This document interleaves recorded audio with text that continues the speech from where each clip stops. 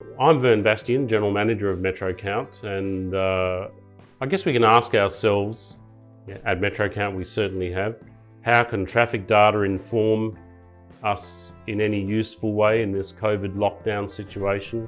Well, we need to make sure that we're not inadvertently contributing another burden to the overworked health system. You can imagine if bicycle traffic has increased, there could be more bike versus car collisions.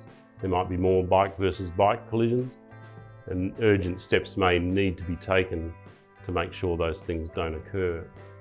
In the Netherlands, we are continuing to monitor the traffic trends there, even during the lockdown.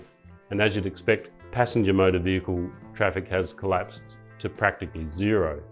With reduced traffic and less congestion, we have noticed an increase in average speeds and 85th percentile speeds.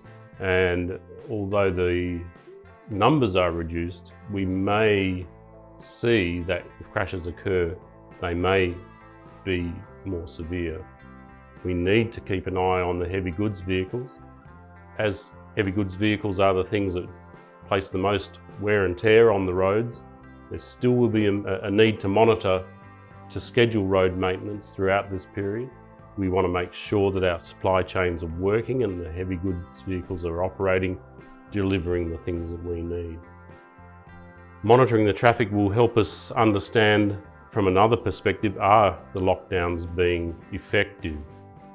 Obviously, the coronavirus is having a massive negative impact upon the planet, upon the way we humans live within it. However, it gives us a huge opportunity to characterise CO2 and other pollution reduction against the reduced traffic volumes. So yet another reason to continue with traffic monitoring during this period. Going into the future, despite this being a tragic situation, traffic data can be one of those things that we look back on and say, well, we were able to glean some really useful information during this period that will help us achieve more positive effects going forward.